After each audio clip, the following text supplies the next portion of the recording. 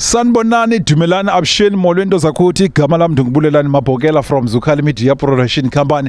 Silapha kule dolophu yaseMonti kwiphondo leMpuma Koloni sizokhawulela ke umama Ntozakuthi ngale mini namhlanje ke apha ke kwi funeral parlor kuthiwe Goniwe Funeral Service. Apha ecaleni kwami ke ndihleli ke ne director yaphaya kwa Ngumbela Funeral Service uMr Ngumbela. Masimdubule ke ngempilo yena ndidubule ngempendulo. Sonqala ngempilo qala. Mr Ngumbela njani ngale mina namhlanje? Siyaphila mhlekazi wami, sibulela uvuka namandla kaThixo kude kwalapha nathi. Kunjani kuwe? Ngaba nje ndiyafeketha. Mr Ngumbela, khasiphe just a short brief malunga ke nomama noba mhlawumbe umazi ixesha elincinci kodwa ke ezibanani benikwe kwelishishini labangcwabi. Umama bengumuntu onjani futhi nizamkhumbula ngantoni? Umama uNjikelana umuntu endimazi kakhulu ngutata uNjikelana naye ongasekhoyo. Bekade enguye idirector apha esebenza kunye nomama. Umama ke wathi afuna ubutata eswelekile wangena ngamandla ke ngokwe businessini yanguye okhoyo. Umama uNjikelana kangomuntu uthethayo, ungumuntu othuleyo kodwa ke umuntu onothando, umuntu ononcumo, umuntu ongayithandiyo into embi. Uzawucingeka ngoba ke ungumama oyi-unifier, ungumama okwaziyo nodibanisa imihlambi eyalanayo. Uzawucingeka kakhulu umuntu onjalo, umuntu okwaziyo udibanisa abantu. Ungumuntu olivumbela imandi xa ekhona. Akangaba abantu xa besendaweni ufumanise uba usendaweni umuntu ubakhe ingxwaba. Ungumuntu nje ozilungeleyo, othuleyo, ongahluphi umuntu. Andiqombi khona umuntu onothi unonxa naye okanye akavani naye. Alright ke amazwi ogqibela mfuna wabuza apha kuwo ufuna uthini kusapho nakubantwana bakhe ubanika amazwi obulumko nobana bamelele bajonge phambili. Kwifamily yakwa Njikelana kunye nabantwana bakamama uNjikelana ndifuna ukuthi kubo ngxe kusapho bangazonzakalisi kuba ke isilonda sowuswelekelwa ngumama sisilinxeba elingapholiyo, linxeba elinzulu, kodwa uThixo ndimthembile ba amanxeba uzawapholisa. Ndiqinisekile ba nabo belikhaya akumandanga basemara kukraka banemibuzo kodwa kuThixo uzawubabopha. Ndifuna ukuthi ke ze bangalahli ithemba, ze bengamsoli uThixo. Ndifuna ukuthi ke kubantwana bakhe ayikokuphela kobomi xa kumke abazali, kuyaphileka. Le ndlela iyahambeka noba abazali bekho kuba uthi uDavide uba wonoma bandishiya kodwa basuka uThixo wandichola. Ndifuna ukuthi ke uba abazikhethele uThixo usondela kuye bawuyihamba kakuhle le ndlela. Abazoba zizwe inkedama xa bezikhethele uYesu. Ngalomazi mabaqine usapho lomelele luyamkele into bangaba umama kekho, baphile ubomi besazi into bangaba uThixo uzahamba nabo. Enkosi tata. Alright, isibonzo sibini ke Ntozakuthi ke baya ku Mr Ngumbela, Ntozakuthi ke umphathi waphaya eNgumbela Funeral Service. Enkosi kakhulu.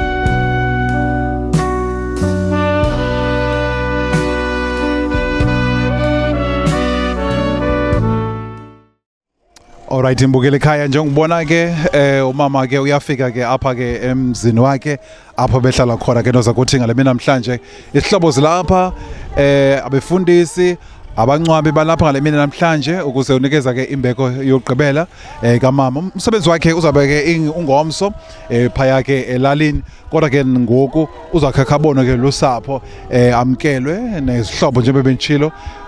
Ngomso ke uzabe uqhubha ke inkonzo yakhe ke ngokusesikweni. Uhlale njalo ke usabukela uZukhali Media ke uzokuphathela ke le mini namhlanje. Inkosi kakhulu.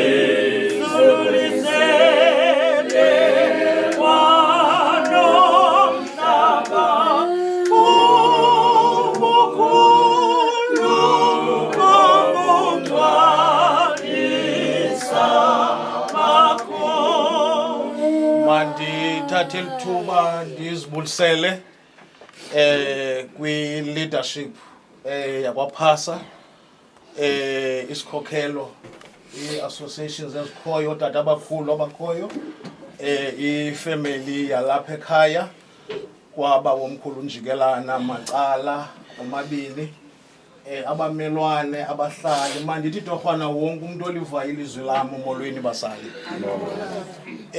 Sizawungena kule nkonzo imfitshane, inkonzo yozokugqithiswa kukamama uNjikelana endlini yakhe. Nanjengabantu ke abangamaXhosa siyayazi into yoba xa umuntu ezawubekwa kwenye indawo kumele bagqithe endlini yakhe.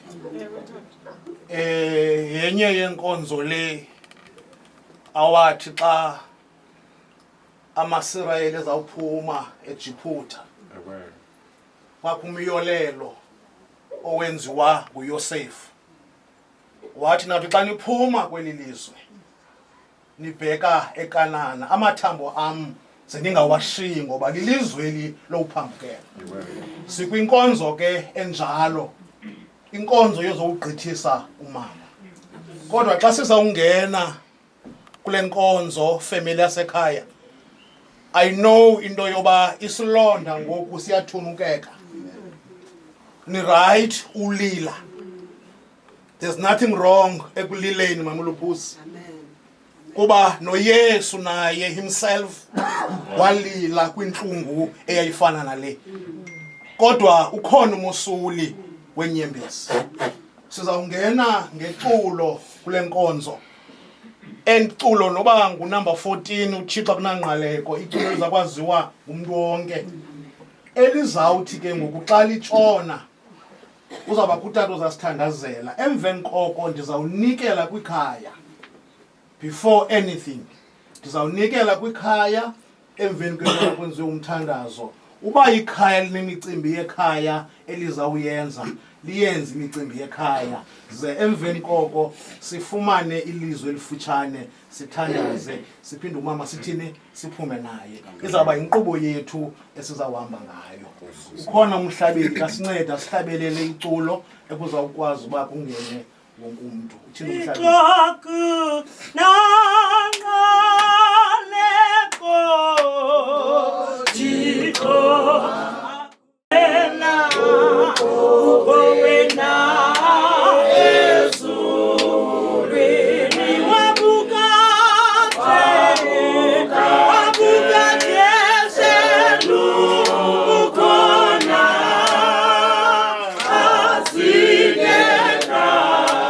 Because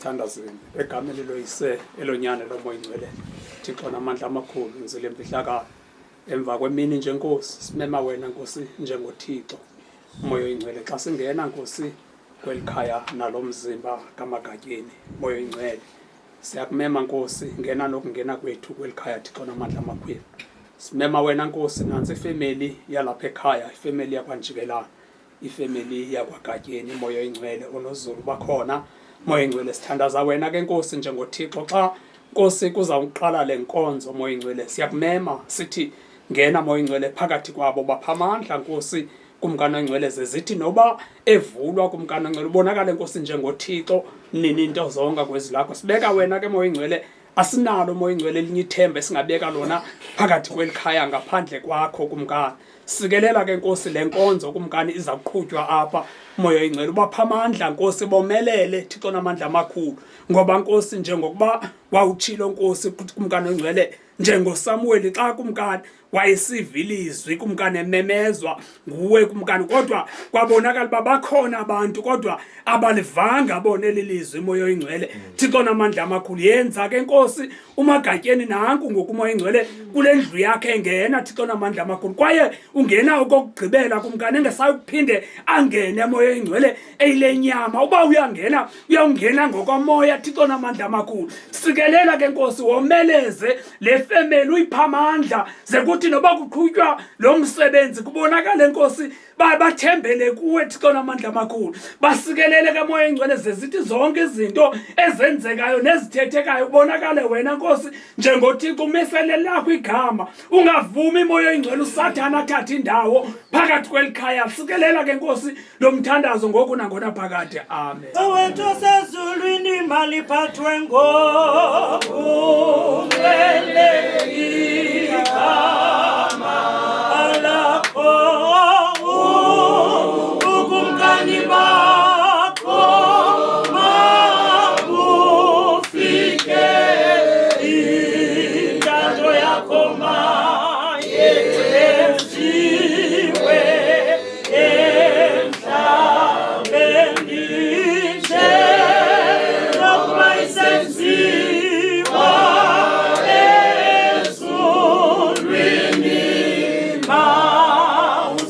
namhlanje isonka lethu semihlange emihla usitholele isono sethu nje okubana sasitholela abo basondayo thina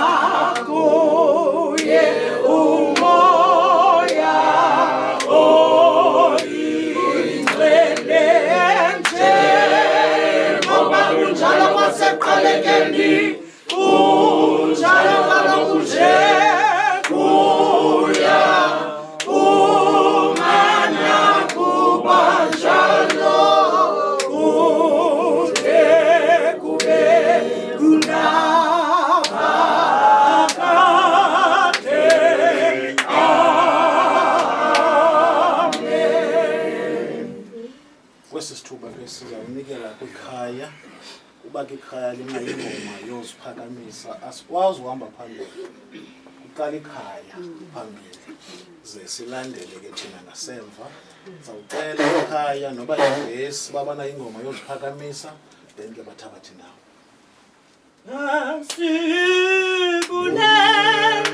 kuYesu okuba wasifela wasenzela isibelele okusifela akhetha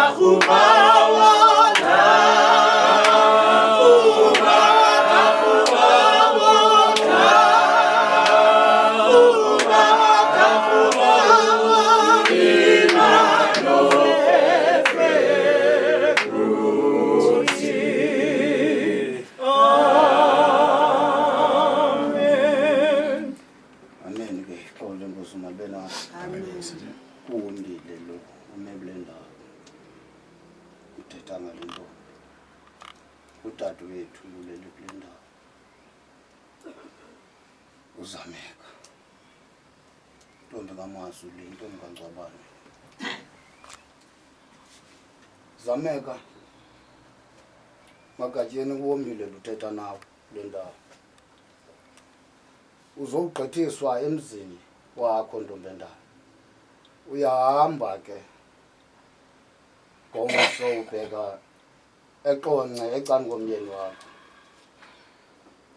nendlela mntana sekhaya oya kuyo njengoba uzawuhamba ngomso uhambe uyofika Magatyeni kungekho nendlela embi endleleni ungaxabi ezindleleni ozawuhamba kuzo mntana sekhaya ngoba kukude apho uyakhona umhlaba sePorterpost sakukhulula uya koMzulu koMchumane kothukela kule ndawo yakuyo ecani komyeni wakho mani wakho cela ungaphuthi nendlela zakho zibenhle ndiziyenza nje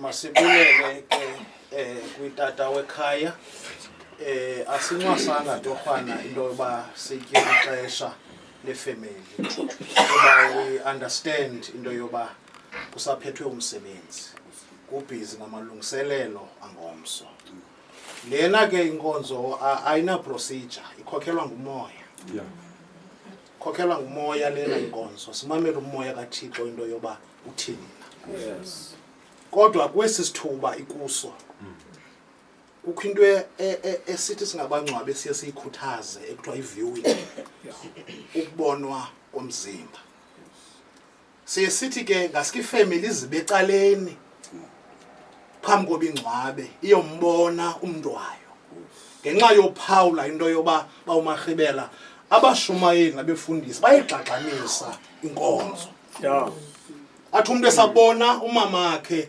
asuse phambi kwento yoba sifumane umyalezo family yasekhaya kukho into ethi makabonwe umama ukwenzela uba nabafuna ulila balile bagqibe athi bawugqiba ulila basule inyembezi ukwenzela uba benza umsebenzi wale nkosikazi ube nesidima xa ungumntu ulila ulile utho ugqiba ukosula inyembezi uphakame ungene endimeni sizawungena ngeculo elizukileyo 258 sicenge sithi Jerusalem ikhaya lam endilithandayo sizayivula sinike ithuba into yoba ifamily yelikhaya nabantu abasondeleyo bazombona umama sizawunika umzuzu asizugxotha mntu uba uthe sowuzile wafilisha uba ngasikuphinda ubuye uzombona umama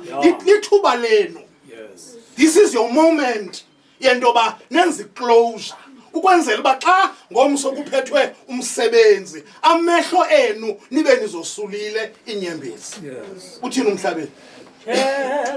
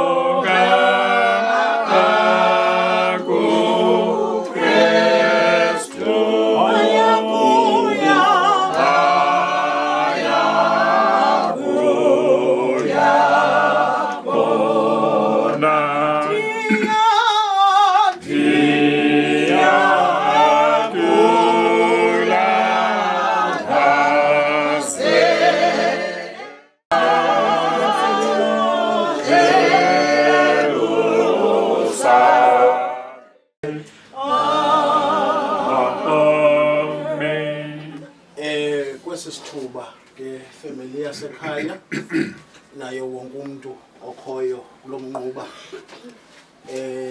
ixesha ngoku yi20 to 6 nginqaseke into yoba ngo6 o'clock sibe siyaphuma singayilibazisi ifamily andizubamde ndizawunifaka nje antibiotic yamazulu yezulu elixesha nisalinda ungomso nibe ne-injection yokubulala inhlungu eniyifumanayo kubantwana bekhaya umuntu osondeleyo torhwana nxe akuhlanga nto ibingamelanga kudla athi amaXhosa ke xa ethetha akulahlwa mbeleko ngakufelo kodwa ke thina sithi sinomosuli wenyembezi uThixo ozosulayo inyembezi ngoba ilanguage yenyembezi yena uyayi-understanda uyayazi noba awuthethanga uyalila uThixo is able to know into yoba inhlungu ngoba inyembezi zichaza inhlungu zichaza ubukrarha obungaphakathi ngoku family yasekhaya ndiyanibona into yoba nifike eMara ngoku ngoba xa ufike eMara amanzi awaseleki akho nto umandi umane uzibuza uba kuyephi na nkosi ukonaba ebendinako ilizwi lethu elifitshane koba ubefundisi noba ubishop abakhoyo nosapho lonke lwalapha ekhaya ivangeli engcwele ngokubhalwa nguLuka isahluko ngamashumi 24 chapter 24 ndizawufunda nje ivesi ezintathu phantsi kwesihloko ndaba esithi uYesu uyazibonakalisa endleleni yokuya eEmmaus kwabonakala kusiya babini bakubo ngalomini umzana ozithadiya zimashumi 6 omgama wayo neJerusalem ogama liEmmaus baye bona bexoxa bodwa ngazo zonke izinto ezihlileyo kwathi ekuxoxeni kwabo nasekubuzaneni kwabo uYesu ngokwakhe wasondela wahamba nabo lilizwi likaThixo elinamandla elivwa bubumnyama bunganyamezeli kubaleke seluwile emva kwemini nje Thixo ke makalisike nophakade amen ndizucula nengoma kodwa uThixo undithuma boba obam family yasekhaya kule vesi ye15 kumazwi athi uYesu kwathi ekuxoxeni kwabo nasekubuzaneni kwabo uYesu ngokwakhe wasondela wahamba nabo umhlambi ke ngenxa yobude ungabamba nje le ndawo ithi wasondela akonela nje kusondela wahamba nabo xa nizawuphuma nibheke border post uYesu ngokwakhe wasondela wahamba nabo sisendleleni ephuma eJerusalem ebheka eEmmaus ngamadoda amabini ayaxoxa utsho lo mbhali xa ethetha siva igama lomfundo omnye ekuthiwa uCleopa, owesibini alibizwa igama lakhe. Kodwa xa ndimamele incoko, ngoba la madoda apha endleleni ayancokola, xa ndiyimamela incoko yala madoda onzakele, la madoda iintliziyo zabo zintlithakele, kuba kusemveni kwento yoba ithemba labo elinguYesu libulewe emnqamlezweni. Xa ndimamela incoko kukhothi kubo besithembe, bebene-expectation ebebenayo, and then lo mntu bebethembele kuye, bethembele ngaye, eliqhadi labo belilela kuye, befundiswa nguye, akasekho njengani today sapho lakaba omkhulu unjikelana. Kuba uthi lo mbhali kwathe kuxoxeni kwabo, ngoba ndiqinisekile into yoba nekhaya lalapha kwanjikelana lixoxile emveni kwento yoba kumkele nkosikazi. Kuba ikhaya ngalinye xa kwese isehlo esinje liyaxoxa ikhaya. Yile nto ukhuve xa usemthandazweni kuthiwe ikhaya alikadibani, ngoba liyaxoxa bawumarhibela ikhaya.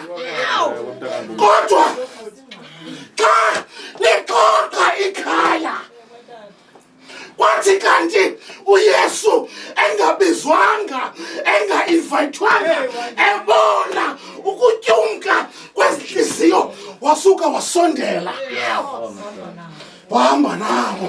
Ndizowutsho emveni kwemini nje sapho lwasekhaya into yoba kukho indoda yezulu, kukho indoda engumadida, engumanqoba, ingonyama yesibeko sakwaJuda. Isondele kuni, sondele kunoThixo. Akazukondela nje kusondela, uzawuhamba nani. Xa nicanda amathafa nibheke border post, uzawusondela ahambe nani. Yile nto wathi uMoses xa kuzawuphunywa kuphezu kwentaba, wathi uba Nkosi ubuso bakho abuzuhamba nathi, suvuma into yoba sinduluke, ngcono usiye kapha. Wathi uYesu, wathi uThixo, ubuso bam uzawuhamba nawe. Uba ke belikhona ithuba, xa mfundisi ubhasi wami uzawuthandaza, uba belikhona ithuba nomuluphuzi awusondela uYesu, noba umthwalo ubungakanani na, noba umthwalo ubusinda, yathatha umphefumlo kamama uNjikelana yanyuka nawo, wasiyeka umzimba. Safika thina singono-undertaker, sifika emveni kwe-undertaker yezulu. Sathatha umzimba, kuba xa sekohlukene umphefumlo nenyama, akusathethwa ngomntu, kuthethwa ngomzimba. Sathatha umzimba wale nkosikazi sayugcina. Kulo ke sizenza today, nekhaya lambona emhle lanqwala, makanincede uThixo nifumane ukuphola kwenceba. I know kodwa ngalo mazwi uThixo makasikelele kushunyayelwa kwalo naphakathi. Amen. Kubo bonke oThixo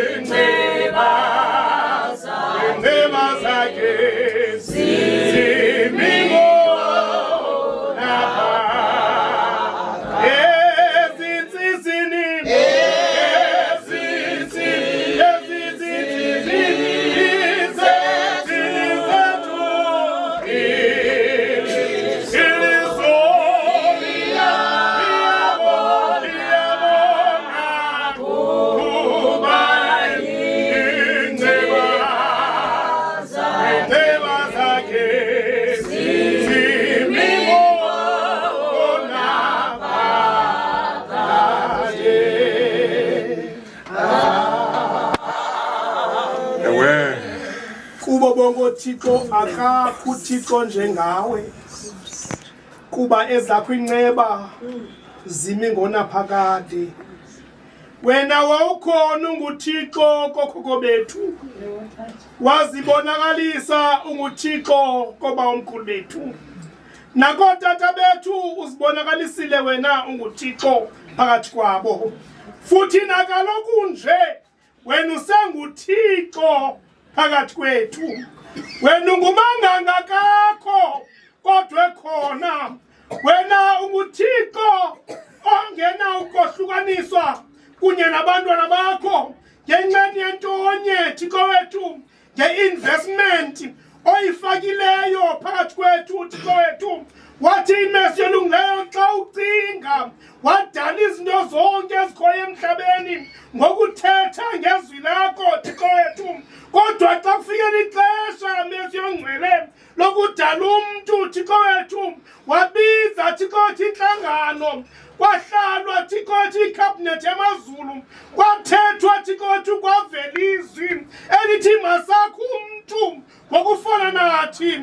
Uthi emveni kokuguqa kwakho ngedolo wakho umntu Thixo wethu, wamfaka i-investment yakho engumoya oyingcwele Thixo wethu, wamphefumlela wena emathetheni akho mesi olungileyo. Sithandaza ke Thixo wethu ngeli xesha kolu sapho lakwanjikelana mesi yongcwele. Xa wena Thixo wethu uthe wayindwendwela Somandla, wayithatha inkosikazi yabo Thixo wethu, wayibizela kuwe Somandla, wayisusa mesi yongcwele kumagada Thixo wethu ahlaba yasezantsi emhlabeni, wamsondeza kuwe Thixo wethu, wamsusa mesi yongcwele ekuthuthunjelweni Thixo wethu, wamnika uthuthuzelo Thixo wethu olungunaphakade mesi yongcwele.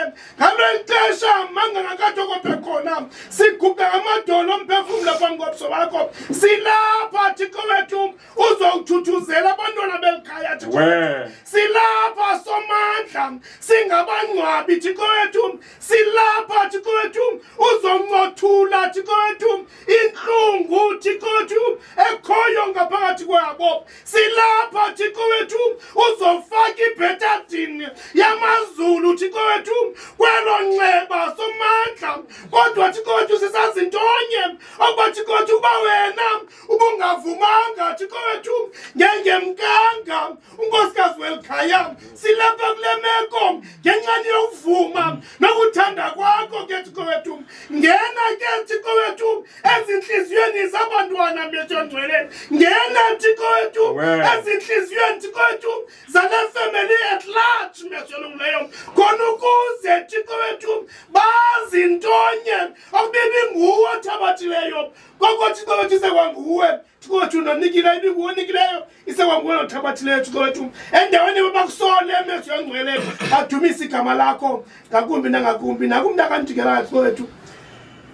Abantwana bakanjikamele le ndawo Thixo wethu eqhuba wisizwe Thixo wethu kwangumbela. Izwi lamazwi akho Thixo wethu siyalibulela mesi yongcwele, kuba izwi lakho Thixo wethu lihlaba lahlule mesi olungileyo, okulungileyo nokungalunganga mesi yongcwele. Kodwa Thixo wethu ngeli xesha lizile Thixo wethu, lizisa umthuthuzeli Thixo wethu, lizisa indoda Thixo wethu obonakala seyikhona ngaphakathi ingamenywanga mesi yongcwele. Kodwa ngeli xesha Thixo wethu siyakubiza wena Somandla, sisithi nakuloo ndlela Thixo wethu ibheke border post, bonakala wena Thixo wethu khona kuyo mesi olungileyo. Ulithwala olusapho mesi ongcwele yombeka kwikhaya lakhe lokugqibela mesi ongcwele. Kungekho nto, kungekho nomnye Thixo wethu othi nxa komnye. Yonke indlela Thixo wethu sicela ukuncothula izabasha zikaSathane, kungathi Thixo wethu endleleni yoyombeka mesi olungileyo kubekho izinto ezenzekayo Thixo wethu. Sithembele ngawe kuphela, nguwe kuphela okwazi ukwenza izinto zenzeke ngoKristu umsindisi wethu. Amen. Singaculanga mama, ndijonge ixesha ngoku. Ndicinga uba lixesha le-announcement. Mandiqale ndinike ikhaya lenze isaziso. Xa ikhaya ligqibile ndinikele kubangcwabi isikhokhelo esikamama baqukumbele nabo i-announcement. Emveni koko uba uBishop Mrhibela asamkele uFefe. Over to you kwikhaya for isaziso.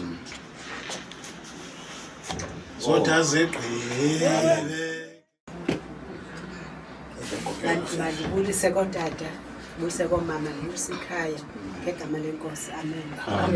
Okokuqala malenze ilizwi lombulelo ndiqala lapha kutata uMbumbela. Ndiyabulela tata uDeshmane, ndiyabulela kakhulu inkxaso yenu. Mhlawumbi alubakho eli xesha ngomso but libalulekile ilizwi lokuthi enkosi emntwini amen. Ndicinga uba xa besithi bamfuna ngo-8 bese sithe thina sawuphuma ngo-6 laa nto ithi funeka singaleqeki, so sawuphuma ngo-6 phaa emoshwari. Uba ngaba mhlawumbi bakhona abantu apha ekhaya abafuna baze nabo bayoba iphathi phaa, sawube siphuma ngo-6 imoto phaa emoshwari ukuya eborder post. Andiqondi uba sikhona esinye isazitwana amafemeli uba ngabikho nto endiyishileyo. Number 16 Ajax Crescent. Abantu abangayazi imoshwari. Number 16 Ajax Crescent. Okay. Inkosi tata. Abaniwe funeral services. Enkosi ke tata, sekutshiwo ke kuthiwa masamkele uFefe, kodwa rhalela ke nithathe nje iculo lincinci nje ivesi benye siza kwamkela uFefe.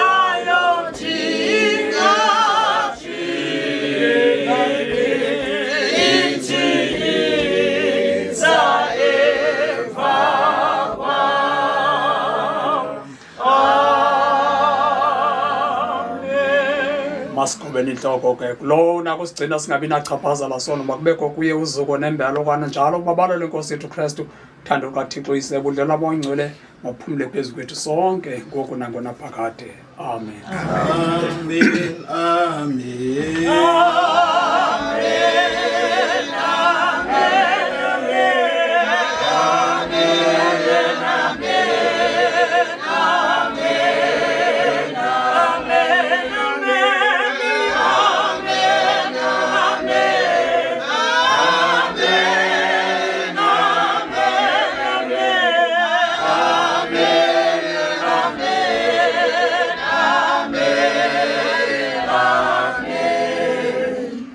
Kwesi sithuba ke ngoku family yasekhaya sizawuphuma apha ebangcwabeni ke uThixo investile.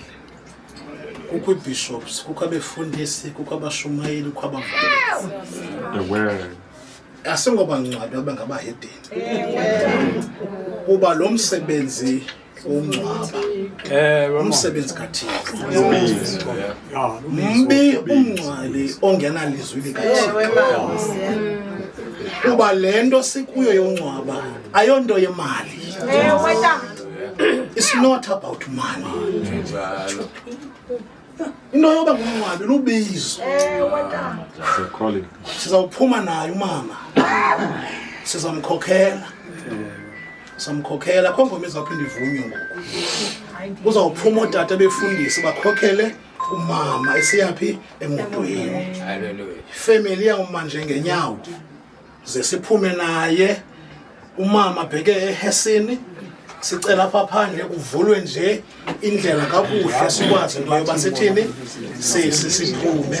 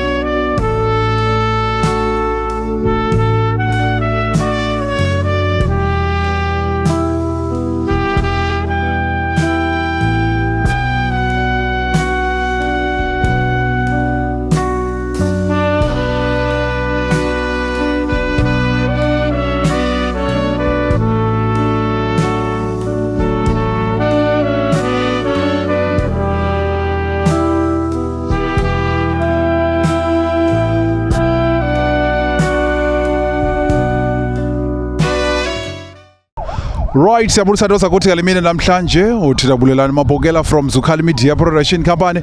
Sibuya phaka kula dolophu yaseMonti kwiphondo leMpuma Koloni size kwinkonzo kamama nto zakuthi uZameka. Njengokubona ke abangcwabi bayafika, izihlobo, abantu ke abasuka kwendawo abazonikeza ke imbeko yokugqibela apha kule nkonzo yanamhlanje izathi ibenhle. Izaba online later on phaya kuZukhali Media Production Company phaya ku YouTube. uZukhali Media ke uzokuphathela ke le mini kuze isizukulwana ngesizukulwana sakhe sikwazi bana sibone uhlale njalo ke usabukele. Sesisigaba ke sokuqala ke senkosi kakhulu.